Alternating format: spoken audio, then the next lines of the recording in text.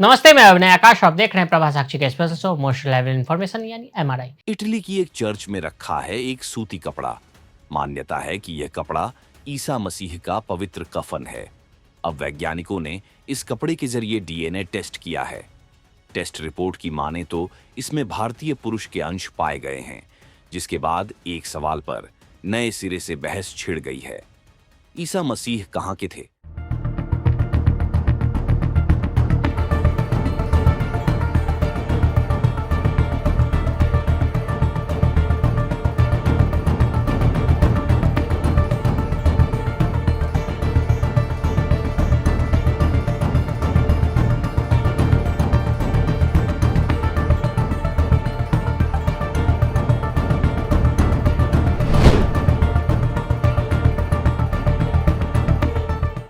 खबर आते ही social media एक शब्द से पट गया है, शाउट ऑफ टूरिन।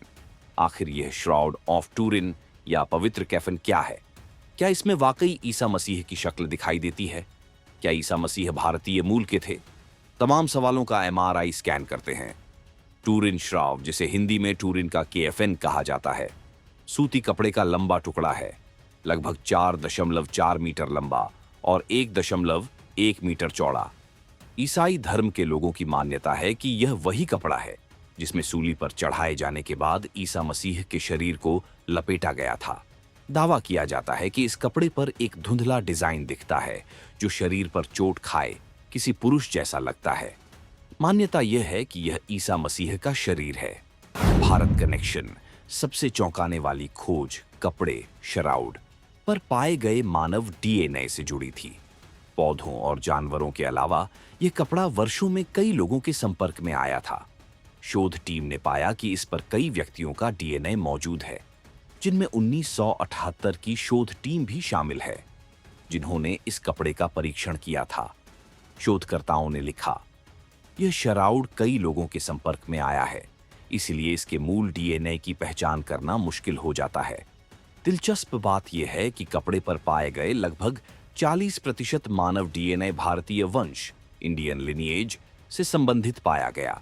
वैज्ञानिकों के अनुसार यह ऐतिहासिक संपर्कों के कारण हो सकता है या संभव है कि रोमन काल में सिंधु घाटी के आसपास के क्षेत्रों से लिनेन कपड़ा आयात किया गया हो। बारकाचिया और उनकी टीम ने लिखा, ट्यूरिन के शराउड पर मिले डीएनए संकेत देते हैं कि यह कपड़ा भूमध्य सागरीय क्षेत्र में व्यापक रूप से इस्तेमाल या संपर्क में रहा हो सकता है और संभव है कि इसका धागा भारत में तैयार किया गया हो। डीएनए जांच से मिले नए सुराग ट्यूरिन का कफन हमेशा से एक रहस्य रहा है। कई लोग इसे ईसा मसीह का दफन वस्त्र मानते हैं। हाल ही में हुए डीएनए विश्लेषण ने इसके इतिहास को और भी रोमांचक बना दिया है।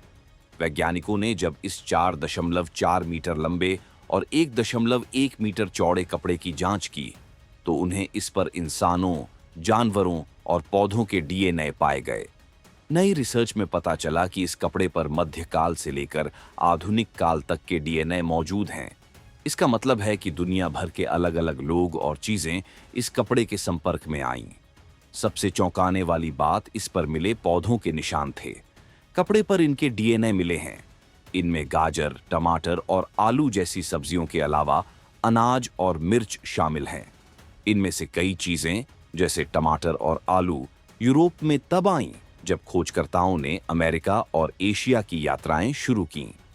इससे यह पता चलता है कि यह कपड़ा समय के साथ दुनिया के अलग अलग हिस्सों के संपर्क में रहा है और इस पर मौजूद गंदगी या निशान केवल एक जगह के नहीं हैं। आसान शब्दों में कहें तो इस कपड़े पर मिली जेनेटिक मटेरियल यह बताती है कि यह सदियों से दुनिया भर में घूमा है या दुनिया भर के लोग इसके पास आए हैं। यह केवल एक प्राचीन वस्तु नहीं, बल्कि इतिहास की एक ऐसी किताब है जिस पर हर दौर ने अपना निशान छोड़ा है। ट्यूरिन के कफन का रहस्य। कफन का इतिहास सदियों से रहस्य बना हुआ है। वैज्ञानिक और शोधकर्ता इसकी उत्पत्ति का सटीक पता लगाने में एकमत नहीं है। आनुवंशिकी, पुरातत्व और फोरेंसिक विज्ञान के विशेषज्ञों के साथ साथ ईसाई अध्ययन के विशेषज्ञ भी इस विषय पर शोध कर रहे हैं। ट्यूरिन का कफन आज भी गहन वैज्ञानिक और ऐतिहासिक बहस का विषय है। 2025 के एक अध्ययन में ऐसे ठोस प्रमाण मिले हैं कि कफन किसी वास्तविक व्यक्ति के शरीर के संपर्क से नहीं बना था, बल्कि वास्तव में मध्ययुगीन धार्मिक कला के रूप में तैयार किया गया था। हाल ही में हुए इस कफन के अध्ययन में एक्स-रे विश्लेषण और डीएनए परीक्षण का उपयोग किया गया। शोधकर्ता रेमंड रॉजर्स ने निष्कर्ष निकाला कि वैनिलिन परीक्षण से कफन की आयु 1300 से 3000 वर्ष के बीच होने का अनुमान लगाया गया है। पडुआ विश्वविद्यालय में यांत्रिक और तापीय मापन के प्रोफेसर गिउलियो फैंटी ने स्पेक्ट्रोस्कोपिक और तन्यता परीक्षणों का उपयोग किया, जिससे उन्हें भी इसी तरह के निष्कर्ष प्राप्त हुए। हालांकि हालिया शोध कफन की आयु निर्धारित करने में सहायक नहीं हो सका। रिसर्च में कहा गया कि फिर भी हमारे निष्कर्ष इस क्षेत्र में एक नया और महत्वपूर्ण योगदान देते हैं, जो सदियों से चले आ रहे सामाजिक, सांस्कृतिक और पारिस्थितिक जुड़ाव द्वारा छोड़े गए जैविक निशानों को पूरी तरह से स्पष्ट करते हैं। सोशल मीडिया पर आए अलग अलग रिएक्शन। सोशल मीडिया ने इस घटनाक्रम को तुरंत नोटिस किया और इंटरनेट पर तीखी प्रतिक्रियाओं की बाढ़ आ गई। एक यूजर ने लिखा, उस समय भारत का अस्तित्व ही नहीं था और ट्यूरिन का कफन ईसा मसीह का कफन है। कपड़े के रेशे लेनिन के हैं, जो संभवतः हड़प्पा किले से आए थे, जो आज पाकिस्तान में स्थित है। एक अन्य यूजर ने लिखा कि अब अखंड भारत इटली तक फैल जाएगा। एक अन्य यूजर ने लिखा कि क्या ईसा मसीह भारतीय थे? यह भी समझ में आता है कि इजराइल और भारत के बीच सबसे लंबे ऐतिहासिक संबंध हैं। एक यूजर ने पूछा कि तो कफन यीशु का नहीं है, जैसा कि सच्चे ईसाई धर्म ग्रंथों के अनुसार कहते हैं। यीशु न तो भारतीय थे और न ही उन्होंने भारत में समय बिताया। आज के लिए दी इजाजत। ऐसी रिपोर्ट्स को देखते रहे प्रभा साक्षी। अगर आप भी लेना चाहते हैं देश दुनिया की तमाम जानकारी, तो आज ही सब्सक्राइब करें हमारे चैनल को। साथ ही नीचे दिए बेल आइकन को जरूर दबाएं ताकि हर अपडेट आप तक पहुंच सके।